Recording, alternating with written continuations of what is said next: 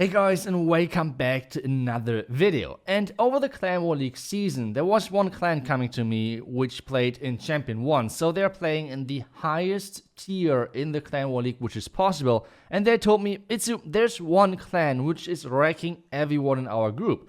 So I was like, okay, why should I hop over to you and why should I record the video and everything? And they told me, well, they're only using one army. That's it. They're only using one army. And they're only using E-Dragons. So I thought, okay, that sounds first off kind of impressive because E-Dragons, in my opinion, are not that strong anymore. So having like one clan dominating with like those dragon, and we can see the results over here. They had one bad war with like 33 stars, except that their worst war was 36, which is kind of impressive in Champion 1. So really great job to them. But now, what is the secret? What is the secret? Why are they so good with those E-Dragons and why is this working so good for them? So I took a look at a couple of their attacks. I will show them to you in a second. But first, the first thing which I noticed was, well, they're using E-Dragons a little bit different. They're using a ton of Yeti blimps, like a ton. And I will explain why exactly they're doing that. And then the second thing is they are using super minions. I always want to say sneaky goblins, but super minions, that was the super troop which I meant. So they're using super minions in combination with E-Dragons. Now I will show you guys exactly how this looks like and how you can use this strategy to, as you saw, dominate Champion 1 as no one before. So before we jump into the attacks, one quick reminder. As you guys know, there is right now there are still the special offers in the shop. Make sure you use your favorite content creator out there if you want to buy any of those, like the skins, the background, everything. Make sure to use the creator code, and if you would like to support me, this channel, everything, make sure to use code ITSU. Thank you so much for that, and now let's get started. So first off, we have a pretty classic base. Like all of those bases which Clashers, like the clan, is running, they're pretty classic. Like, they're not weak or anything, but they're just smashing those bases. The first secret, like always, is using the warden ability really early with those E-Dragons. I have no clue why exactly this works, but to be honest, in the end, like at the end of the day, this is the by far best using technique with using E-Dragons. You want to have those Kukuluns going into the base kind of deep, and that's why using the warden ability really early.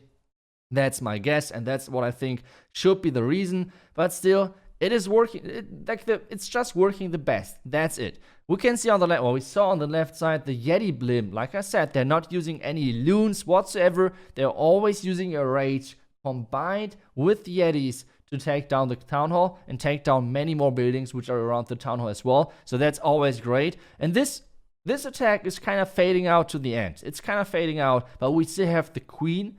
We have the royal champion and we have the king. All of them still with their abilities left. And he has still a rage and he has still a freeze. So still a lot of things to place. And in addition, he has still those two super minions. They're really cool for the back end just to snipe some things. And that's how they're using them. They always use those two super minions to snipe back end buildings. Sometimes it's a Tesla. Sometimes it's an air defense. Things like that are always good targets to have those super minions get rid of in the end. And this is just a swag rage. Really good start for this video and really great attack. And always, guys, always take a look at that time. Like, it isn't like whenever you have time for issues, use this army. But now let's get back to the next attack. And we have once again the same army composition. They're always using the same army composition, but now with a little bit of a different entry. This time, since they see, okay, this town was kind of exposed, there's no clan cast around it, so they're using the Yeti blimp nice and early. What this does is it creates nice pathing, and obviously he doesn't need to concentrate anymore later into the attack on dropping the blimp, on raging everything, making sure the tower is going down, so this is not needed. Now the next phase is starting, which are the E-Dragons. E-Dragons, once again, E-Dragons are getting placed, loons in behind. To be honest, I think I would have placed the loons first, like at least a little bit, a couple of the loons, and then the E-Dragons, then the next. And on this one, we can see perfectly how you should deploy the rages with E-Dragons. So whenever you have this line of E-Dragons, you should never rage the core ones. Why exactly is that important? Because when you're raging up the middle of the E-Dragons, what this does is it takes out the core quickly, and all of the other E-Dragons are going to spread out to the outside. That's not what you want to have. You want to have to raging up the outside groups, and then everything can group up in the core. That's how that's how you want to have this happen, and this is why all of those E-Drags end up in the core in the end and take down the clan cast and everything else. Now we see, okay, this guy's like, there's nothing in the end which he can actually snipe with the super minions. That's why he tried to snipe the Inferno Tower, which actually worked, if you saw that. And now it's all about, once again, the finish. Like, take a look at how many E-Dragons are still alive. The Royal Champion is alive. The Queen ability is alive. Like, the Queen with her ability is alive. So this is no problem at all. Easy peasy triple. Once again, those E-Dragons are killing it. It's just so insane. It's just so insane how quick those E-Dragons can just wreck an entire maxed out Town 13 base. It is just impressive to me. So, next 3-star.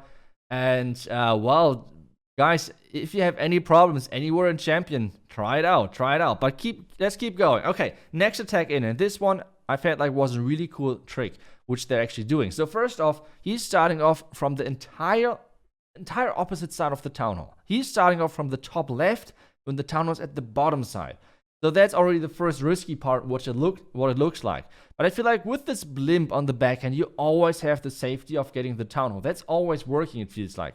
So what he's doing over here, he's first off waiting with the blimp, waiting for the clan caster to come out. We have a couple of archers, we have a witch in there, which means if you're quick in your head, this means it's 3 archers, and we have a witch, which is 15 housing space. A max Town 13 can fit in 45 housing space in the clan castle, which means it's 30 left, and this means it's a hound. So he's not placing this blimp for the town hall, because this would have meant that the hound would come out, because he has, like always, a Yeti in there. What he's doing instead is he's switching to a slammer, because he knows, okay, the town hall is down, so he does not need the blimp anymore. Was kind of the backup plan. Instead, he's using that slammer, making sure all of this is tanked, and the slammer is finishing off the base in style with the queen and the Royal Champion still being alive. So this is the next 3-star coming in for those guys. And this is kind of the important thing, that you're quick in your head with those E-Dragons. Sometimes you need to switch in between of those siege machines. And that's what he exactly did over here, using the slammer instead of the blimp. Nicely done. And this means it's the next 3-star for those guys. It's just impressive. Now let's take a look at the next attack coming in once again.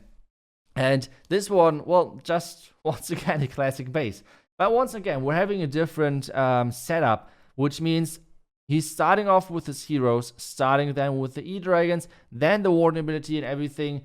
Pretty classic. Once again, those 2 rages, more towards the outside, no, more towards the flanks of the E-Dragons. So far, so good. Baby Dragon to the funnel. And now, some people might expect once again the blimp, but he's once again delaying it. He knows that there is most likely a lot of traps in the base, like a lot of traps in the core of the base, sorry.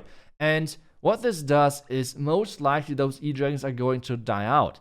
But with having still a heavy back end, he wants to have the heroes getting it done, or like the heroes being able to finish off the base. Town Hall is going down, so far so good. And now the next thing what he's going to do, he's sending in the blimp from a different angle what you might expect. He's going to go for this Inferno Tower, because what this does, he takes down the Inferno Tower, he makes sure there's less damage on that Royal Champion, and the Royal Champion can get further in the base. This time he's bringing an E-Dragon. That's the first time I saw them actually do that. I think they did this once out of those 15 attacks or something. So most of the time, like 99% of the time, they're using a Yeti blimp. But on this one, it's an easy overkill. One super minion to clear out the Troll Tesla. One super minion to snipe one of those 2 Archer Towers and Tesla. So really nice job with those super minions, making sure to snipe back in buildings. And well, that's it. I hope that you guys learned something today with this video. I hope you guys have greater success in next month in the Clan War League, because E-Dragons apparently is the way to go. Because this clan, I will show it one more time to you, completely wrecked this season. They only lost once, and that was kind of their off war, their bad war. But except that, always won their matches, even against the #1 clan in the end of that group. They easily, not easily, but they won. And this means, well, great job to them. Congrats. Once again, a huge thank you to Clasher for inviting me over, letting me show their bases as well. And obviously, well, thank you so much for that. I hope you guys enjoyed the video. Make sure to come back tomorrow for the next one. And I will see you guys then. Thank you so much. See you tomorrow. Until then, and bye-bye.